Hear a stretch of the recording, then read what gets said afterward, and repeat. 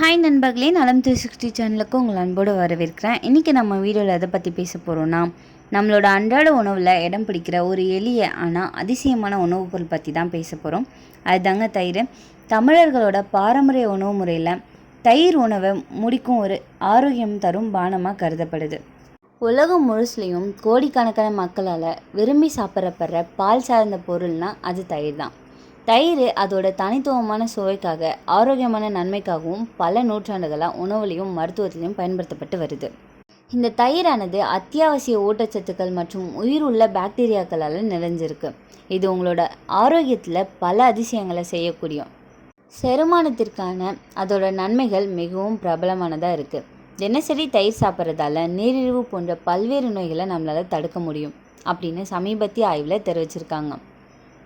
அப்படிப்பட்ட தயிரை நம்ம சாப்பிட்றதால நம்ம உடம்புக்கு என்னெல்லாம் நன்மை கிடைக்குது, என்னெல்லாம் தீமைகள் அதனால் நடக்கும், யாரெல்லாம் இதை சாப்பிடணும், யாரெல்லாம் இதை தவிர்க்கணும்னு சொல்கிறேன், நோட் பண்ணி வச்சுக்கோங்க. அதுக்கு முன்னாடி நலம் 360 சேனலை சப்ஸ்கிரைப் பண்ணாதவங்க சப்ஸ்கிரைப் பண்ணிக்கோங்க, மறக்காமல் பெல் ஐக்கானை ப்ரெஸ் பண்ணிக்கோங்க. வாங்க வீடியோக்குள்ளே போகலாம்.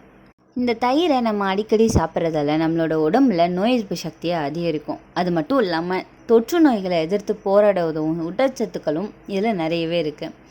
அமெரிக்கன் ஜேர்னல் ஆஃப் கிளினிக்கலில் வெளியிடப்பட்ட ஒரு ஆய்வோட முடிவில் தயிரில் காணப்படும் ப்ரோபயாட்டிகள் உடலில் நோய் எதிர்ப்பு சக்தியை அதிகரிக்கும் அப்படின்னு சொல்லப்பட்டிருக்கு.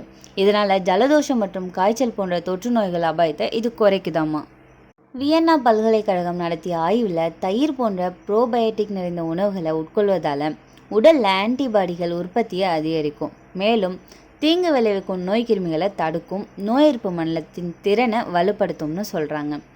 தயிரோட நன்கு அறியப்பட்ட நன்மைகளில் ஒன்று தான் அதோட செரிமான ஆரோக்கியம். இந்த தயிரில் காணப்படுற நேரடி பாக்டீரியா அல்லது ப்ரோபயாட்டிகள் ஆரோக்கியமான குடல் பாக்டீரியாக்களின் வளர்ச்சியை ஊக்குவிக்குது.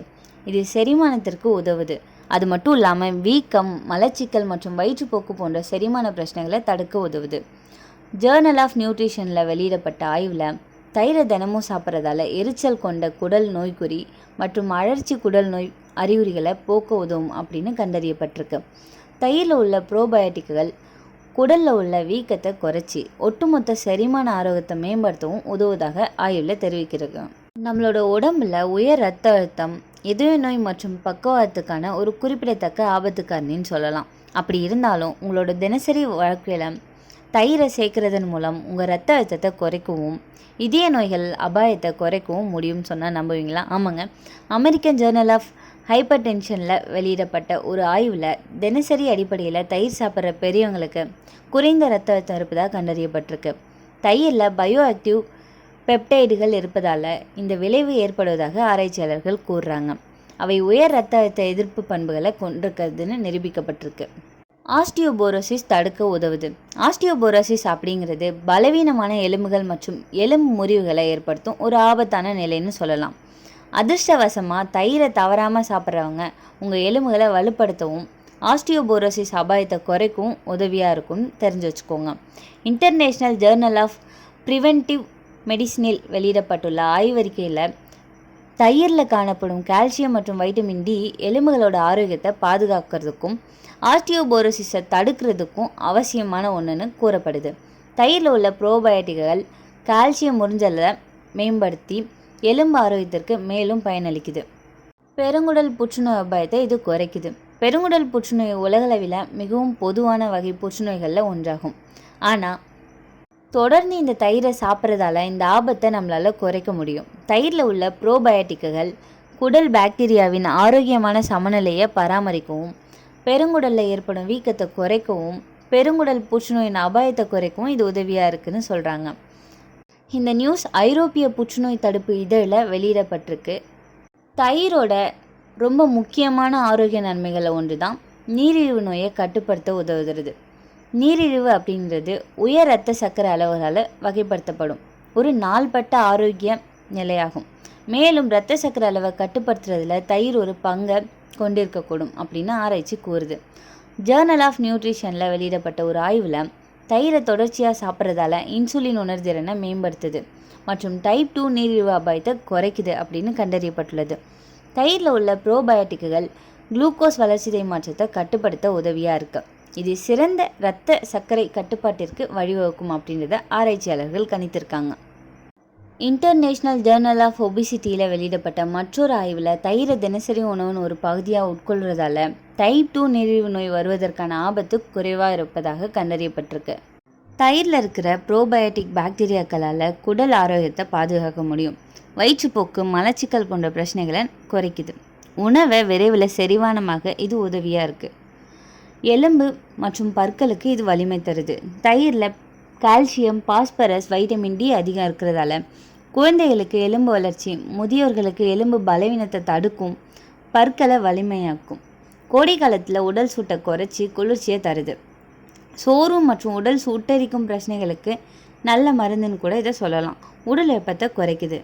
இந்த தயிரில் ப்ரோபயோட்டிக் மற்றும் புரத நோய் எதிர்ப்பு சக்தியை வளர்க்குது. சிறிய தொற்றுக்கள், ஜலதோஷம் போன்றவற்றை இதனால் தடுக்க முடியும். நோய் எதிர்ப்பு சக்தியை அதிகரிக்க முடியும்.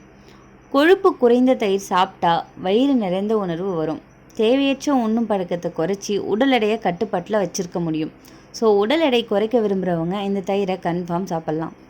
இந்த தயிரை முகத்தில் பூசினா இயற்கையான குளிர்ச்சி கிடைக்கும். பிம்பிள், கருமையை குறைக்கும். முடியில் பயன்படுத்தினா பொடுகு குறையும், மென்மை அதிகரிக்கும். தோல் மற்றும் முடி நலனில் இது ஒரு முக்கிய பங்கு வகிக்குது. தயிரில் உள்ள பொட்டாசியம் பிளட் ப்ரெஷரை சமநிலைப்படுத்துது.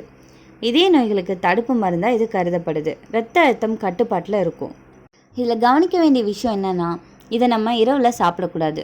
இரவில் தயிர் சாப்பிட்டா குளிர்ச்சி அதிகரித்து சளி, இருமல் ஏற்படும். குறிப்பாக சிறிய பிள்ளைகள்லேருந்து மூத்தவர்களுக்கு இரவில் இது தவிர்க்க வேண்டும். குளிர் நோயாளிகளுக்கு பாதிப்பு ஏற்படும். சளி, சைனஸ், ஆஸ்துமா உள்ளவங்க அதிகமாக சாப்பிட்டா பிரச்சனை அதிகரிக்கும். இந்த தயிரை அதிகமாக சாப்பிட்டா கேஸ்ட்ரிக் ப்ராப்ளம், அஜீரணம் ஏற்படும். ஒரு சிலருக்கு வயிற்றுப்போக்கும் உண்டாகும். சிலர் தயிரில் சர்க்கரை சேர்த்து சாப்பிடுவாங்க. அது உடல் எடையை அதிகரிக்கும். சர்க்கரை நோயாளிகளுக்கு அபாயகரம்னு கூட சொல்லலாம். சர்க்கரை சேர்த்து சாப்பிட்றத தவிர்க்கலாம். அப்போது இந்த தயிரை நம்ம எப்படி சாப்பிடணும்? மதிய உணவோட சிறிது தயிர் சேர்த்து சாப்பிடலாம். இரவில் இதை சாப்பிடக்கூடாது. குளிர்ந்த தயிருக்கு பதிலாக சிறிது புளிப்பு குறைஞ்ச தயிர் சாப்பிட்றது ரொம்பவே நல்லது. கீரை, வெங்காயம், மிளகு சேர்த்து மோர் செஞ்சு குடிக்கிறது டபுள் பெனிஃபிட் தரும். இந்த தயிர் அப்படிங்கிறது நம்ம வாழ்க்கையில் எளிதில் கிடைக்கக்கூடிய ஒரு இயற்கை மருந்து தான். சரியான அளவில் சரியான நேரத்தில் எடுத்துக்கொண்டால் அது நம்ம ஆரோக்கியத்தை பாதுகாக்கும். ஆனால் அளவுக்கு மீறினா அது உடலுக்கு தீமைகளையும் தருது. எனவே அளவான தயிர் ஆரோக்கியமான தரும் அப்படின்ற செய்தியோட நான் இந்த உரையை முடிச்சுக்கிறேன். உங்களில் எத்தனை பேருக்கு பிரியாணியை விட தயிர் சாதம் தான் ரொம்ப பிடிக்குன்னு கமெண்ட்டில் சொல்லிட்டு போங்க. இந்த வீடியோ உங்களுக்கு பிடிச்சிருந்துச்சுன்னா லைக் பண்ணுங்கள், ஷேர் பண்ணுங்கள். மறக்காமல் நம்ம சேனலை சப்ஸ்கிரைப் பண்ணுங்கள். இன்னொரு அற்புதமான வீடியோவில் உங்களை சந்திக்கிறேன். பை.